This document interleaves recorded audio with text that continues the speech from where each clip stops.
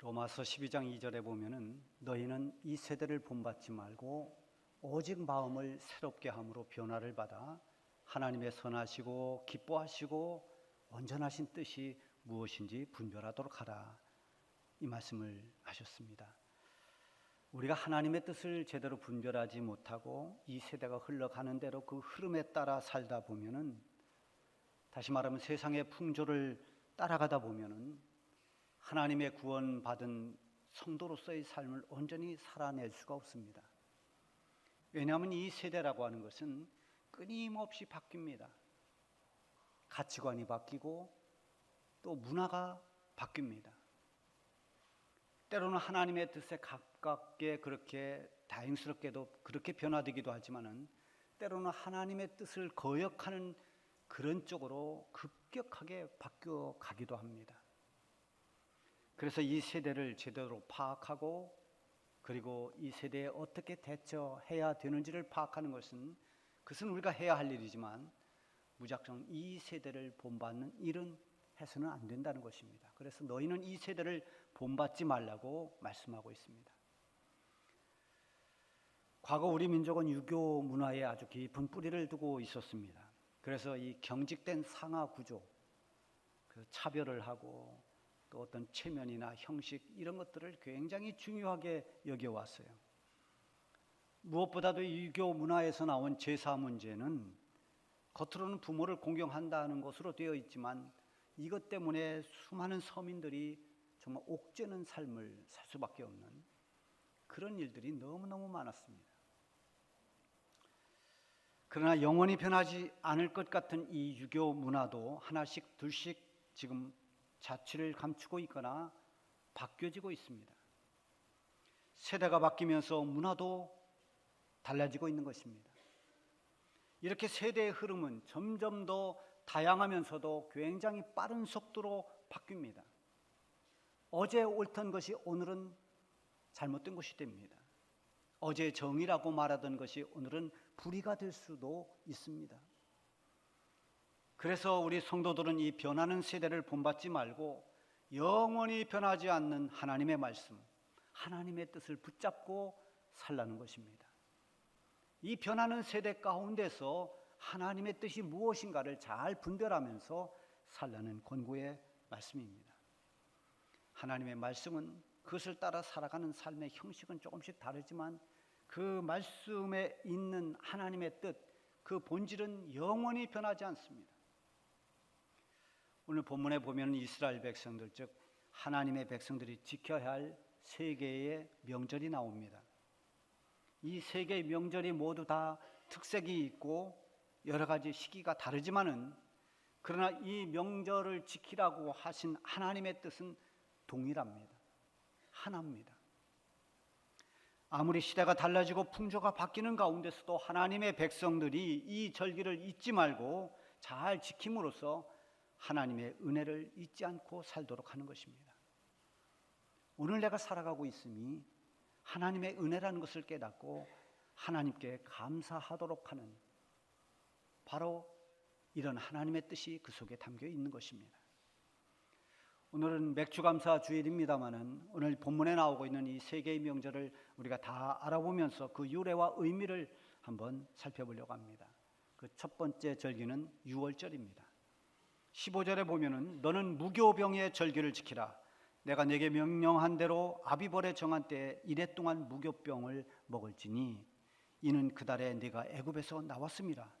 빈손으로 내 앞에 나오지 말지니라. 이 무교병의 절기라고 하는 게 바로 유월절을 말하는 겁니다. 유월절은 이스라엘 백성들의 출애굽과 아주 깊은 관련이 되어 있습니다. 애굽에서 오랫동안 종살이하고 있던 이 하나님의 백성들을 구원해 주시려고 하나님께서 모세를 부르십니다. 그리고 모세를 애굽 왕 바로에게 보냈습니다. 모세는 하나님께서 말씀해 주신 대로 애굽에 가서 바로 왕에게 내 백성들을 내보내라고 그렇게 말하지만 강팍한 바로가 그 말을 들어줄 리가 없습니다. 그때 하나님께서 애굽 전역에 재앙을 내리십니다. 그 재앙을 계속해서 내리는데 마지막 재앙이 바로 장자의 죽음이라고 하는 재앙입니다. 그 어떤 재앙보다도 무서운 것이 당시에 장자라고 하는 그것은 가정에서 가장 중요한 위치고 장자를 굉장히 소중하게 여겼습니다. 장자가 죽는다는 것은 집안이 무너지는 것처럼 그렇게 엄청난 일입니다. 이 10번째 재앙이 바로 장자의 죽음인데, 그 죽음의 재앙이 애굽 땅을 다 덮던 그 밤에, 그러나 이스라엘 백성들은 양을 잡아서 그 피를 다 문설주에 발랐습니다. 한 집 한 집 애굽 전역에 집집마다 장자가 죽는 이 무서운 재앙이 밤에 이렇게 휩쓸고 갈 때 문설주에 양의 피를 발랐던 이 하나님의 백성들, 히브리 민족의 집은 한 집도 죽임을 당하지 않고 그냥 그 죽음의 재앙이 다 지나갔습니다.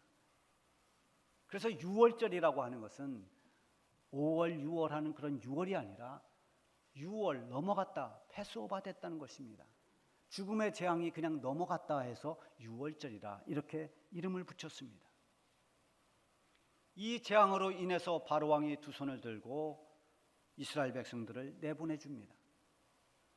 그때 이스라엘 백성들은 필요한 것만 간단히 챙겨서 황급히 애굽 땅을, 그 오랫동안 종살이했던 그 노예 생활을 했던 그 땅을 벗어납니다. 그때 그들이 먹었던 음식이 바로 누룩 없는 빵, 이 지금 말하고 있는 무교병이라고 하는 것입니다. 그래서 무교병의 절기라고 그렇게 부르기도 하죠. 이 절기에는 이스라엘 백성들이 그때 그 어려운 상황에서 출애굽을 하면서 급하게 먹었던 그 누룩 없는 떡, 무교병, 그것을 기념하기 위해서 그때가 되면 누룩 없는 떡을 먹었습니다. 사실 누룩을 넣고 잘 이렇게 떡을 만들어야, 또 빵을 구워야 이게 제대로 맛있는 음식이 되는데, 누룩 없는 것은 맛이 없죠. 그 누룩 없는 떡, 쓴 나물, 양고기 이런 것들을 먹었습니다. 이 절기를 지키는 중요한 이유는 종살이에서 해방시킨, 종살이에서 구원해 주신 하나님의 은혜를 기억하는 것입니다. 애굽의 노예로 살 수밖에 없었던 이 이스라엘 백성들을 해방시켜 주신 그 하나님의 은혜에 감사하는 그런 절기입니다. 이 6월절 절기를 계속 지키던 이스라엘 백성들인데, 이 6월절 절기의 마지막 만찬이 언제인가 하면 예수님과 함께 했던 저녁 식사입니다. 그때 예수님께서 누가복음 22장에 보면 이런 말씀을 하세요. 내가 고난을 받기 전에 너희와 함께 이 6월절 먹기를 원하였노라. 내가 너희에게 이르노니 이 6월절이 하나님의 나라에서 이루어지기까지 다시 먹지 아니하리라. 자, 이 말씀을 하신 뒤에 예수님이 떡을 떼어서 제자들을 주면서 이 떡은 내 몸이다. 그리고 또 잔을 나눠주시면서 이 잔은 내 피로 세운 새로운 언약이다 라고 말씀하셨습니다. 자, 과거에는 어린 양을 잡아서 그 어린 양의 피를 문설주에 발랐을 때 죽음의 재앙이 다 넘어갔습니다. 한 사람도 죽지 않고 그냥 그 죽음에서 면했습니다. 그런데 이제는 예수님이 친히 어린 양이 되어서 자신이 십자가에 피를 흘립니다. 그 예수님이 흘리신 대속의 피, 그 보혈, 그것으로 말미암아서 이제는 모든 죄에서 죄사함을 받고 죄에서 해방되고 멸망하지 않고 영원히 생명을 얻는 구원을 받게 된 것입니다.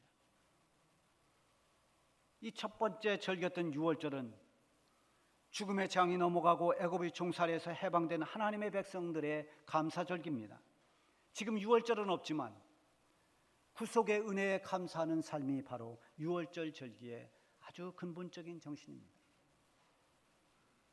양의 피가 아닌 예수님의 피로 말미암아 구원받은 모든 하나님의 백성들이 예수님으로 말미암아 구원받음을 감사하고 감격하는 그것이 2월절의 근본 정신이라고 할 수 있습니다. 두 번째 절기는 맥추절입니다. 16절에 보면은 맥추절을 지키라.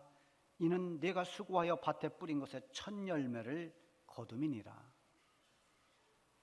세 가지 절기를 말할 때마다 꼭 지키라 하는 명령어를 쓰고 있습니다.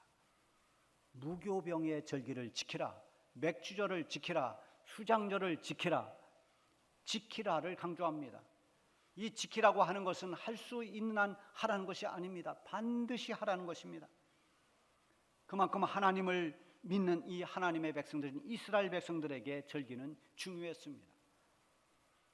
맥주절이라고 할 때 이 맥이라고 하는 것은 보리를 말하죠. 보리 추수 절기가 맥주절입니다.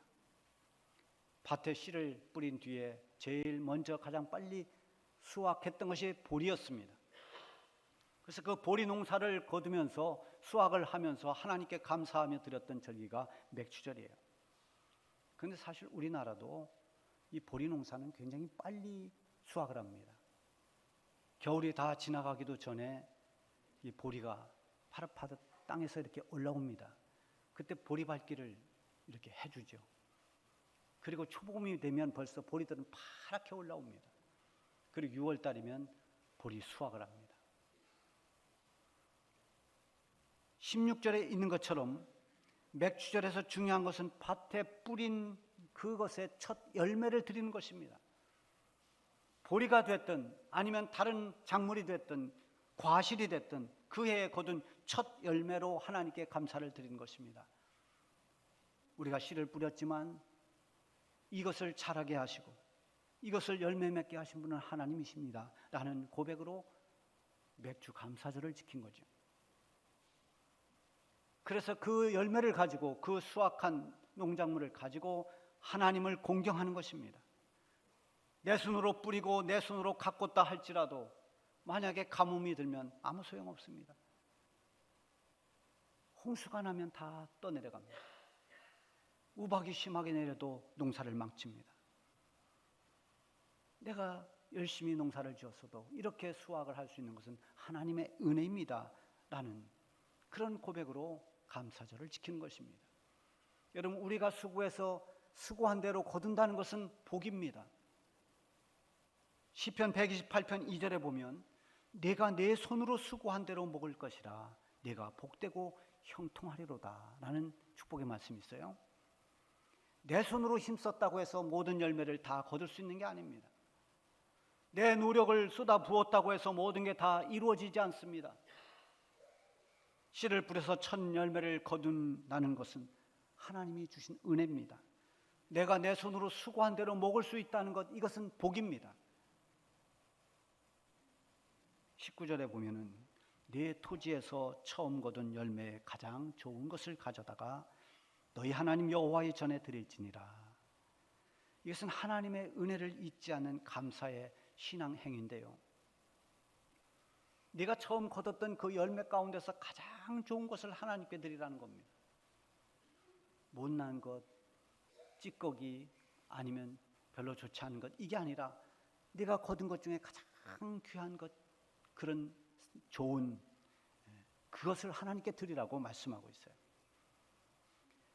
옛날에 우리 믿음의 선조들은 시골에서 대개 농사를 지니까 농사를 지면 이제 수확을 하고 그 첫 열매를 하나님께 드립니다. 근데 이제 하나님께 드린다는 것이 제단을 가져오거나 아니면 이제 하나님의 일을 맡아서 하는 이 주의 종이라고 하는 목회자에게 갖다 줍니다. 어떤 사람은 올해 호박 농사를 졌는데 이게 첫 번째 나온 수확입니다. 호박을 가져오는 사람도 있고요. 또 어떤 사람은 감이 열리면 그 감 홍시가 될 때 탁 따서 또 감을 가져오기도 하고 이러면서 하나님을 공경하는 그런 모습을 보였습니다. 어떻게 보면 호박을 따오고 감을 따오고 뭐 가지를 따오고 하는 것이 좀 어떻게 우습게 보일 수도 있고 참 그것이 무슨 뭐 신앙으로 맞는 것인가 이렇게 생각하는 사람도 있을지 모르지만 하나님이 보시는 것은 언제나 우리의 중심을 보시는 것입니다. 네가 지금 호박을 따왔냐 감을 따왔냐 그걸 어떻게 따왔냐가 아니라 그것을 따오기까지 그 성도가 가지고 있는 그 마음의 중심, 좋은 것을 먼저 하나님께 드리고 싶어하는 내가 먹지 않고 드릴 수 있는 그 믿음, 그 마음 중심을 하나님은 기쁘게 받으시는 것입니다. 여러분, 우리에게 이런 정성이 있어야 됩니다. 감사를 하되 그냥 오늘 감사절이니까 그리고 그냥 넘어가는 게 아니라 정말 지나온 반년을 돌아보면서 하나님, 내가 그동안 여러 가지 어려운 일이 있었지만 하나님이 나를 지켜주셨습니다. 하나님이 여기까지 인도해 주셨습니다.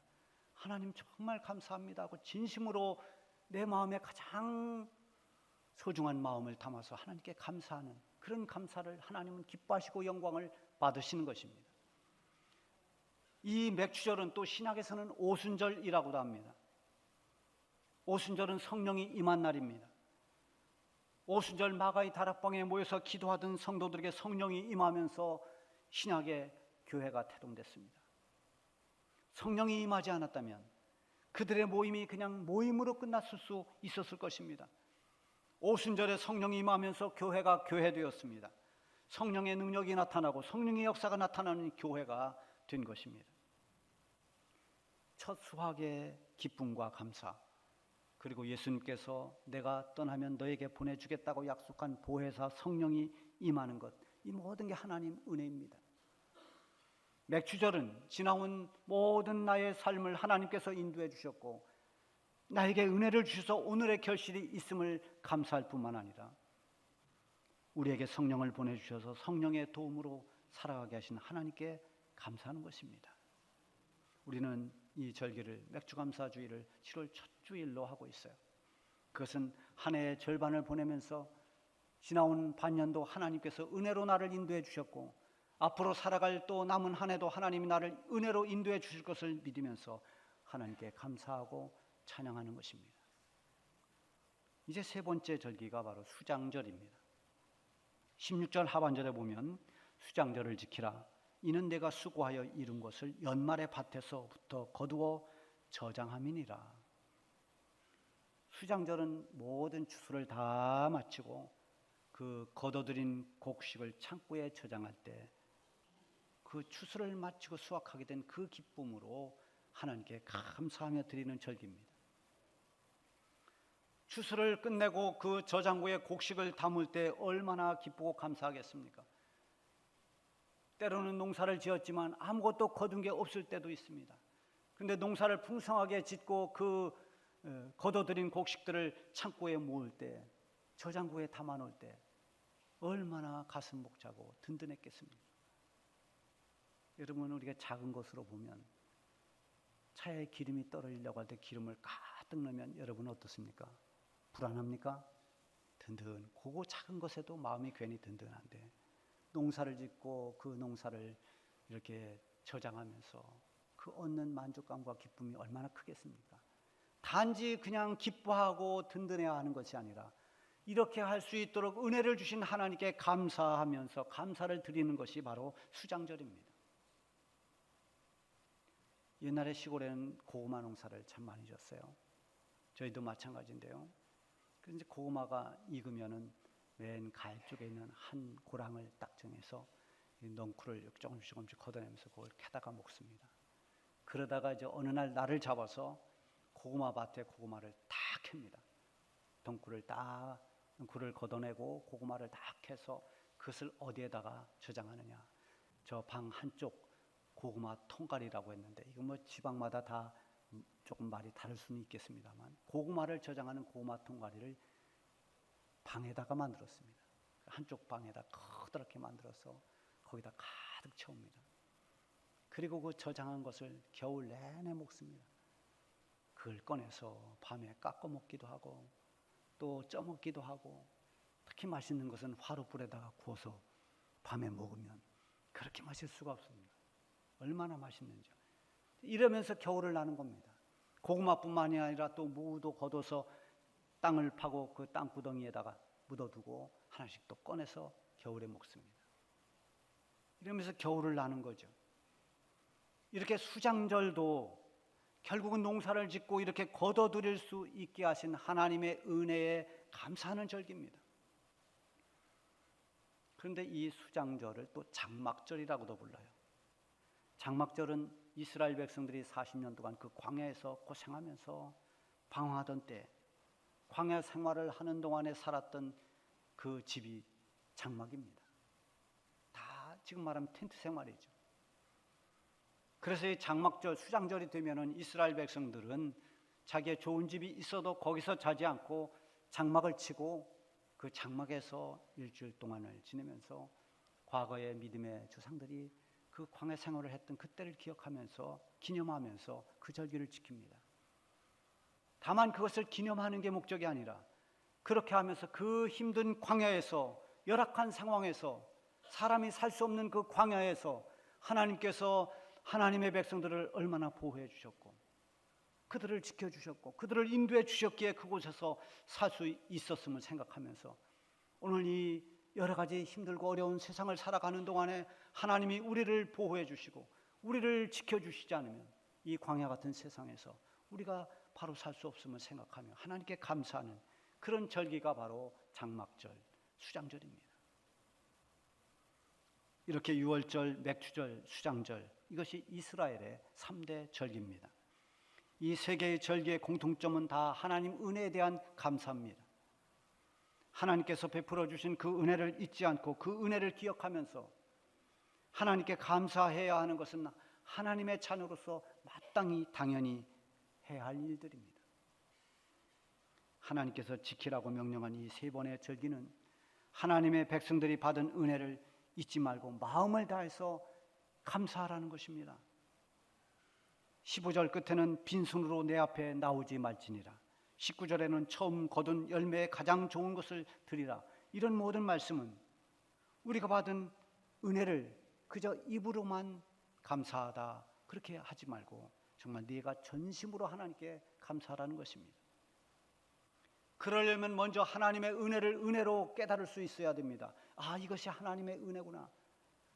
똑같은 것을 경험하고 한 사람은 하나님의 은혜를 깨닫고 한 사람은 하나님의 은혜를 깨닫지 못할 수도 있습니다. 그리고 깨달은 그 은혜에 대해서 감사하고 감격하는 마음이 우리 속에 있어야 됩니다. 은혜라는 찬양이 몇 개가 있습니다마는 은혜라는 찬양에 보면 내가 누려왔던 모든 것들이, 내가 지나왔던 모든 시간이, 내가 걸어왔던 모든 순간이 당연한 것 아니라 은혜였소라는 가사가 있습니다. 우리가 너무나 당연하게 여겼던 것, 돌아보니 이것이 하나님의 은혜였다는 것입니다. 우리의 평범했던 일상도 다 하나님의 은혜였다는 것을 고백하는 것입니다. 농사를 짓는 농부들이 농작물을 거두는 것은 당연한 것처럼 여겨지지만 사실은 적절한 때에 비가 내려야 되고 바람이 불어야 되고 햇빛이 비춰야 됩니다. 하나님의 도움이 없이는 안 되는 것입니다. 우리의 살아가는 삶도 마찬가지입니다. 내 삶을 내가 내 마음대로 만들어갈 것 같지만 전혀 그렇지 않습니다. 하나님께서 우리를 도와주셔야 됩니다. 하나님의 인도하심이 있어야 됩니다. 하나님의 은혜 없이 우리가 이 믿음의 길을 한 발자국도 제대로 걸어갈 수가 없습니다. 하나님의 은혜 없이는 우리의 구원도 있을 수가 없었습니다. 맥주절을 지키라. 이 명령은 하나님 은혜를 잊지 말고 살라는 겁니다. 그리고 그 은혜에 감사하라는 것입니다. 하나님은 우리를 구원하시려고 하나님의 독생자를 주셨습니다. 하나님의 독생자이신 예수님은 우리의 모든 죄를, 우리의 허물을 사해 주시려고, 그리고 영원한 생명을 얻게 하시려고 자기의 목숨을 아낌없이 우리를 위해 내주셨습니다. 우리에게 주신 이 측량할 수 없는 하나님의 은혜에 감사하되 마음과 정성을 모아서 하나님을 섬기고 공경하는 이 진실된 감사로 하나님께 영광을 돌릴 수 있기를 바랍니다. 기도하겠습니다.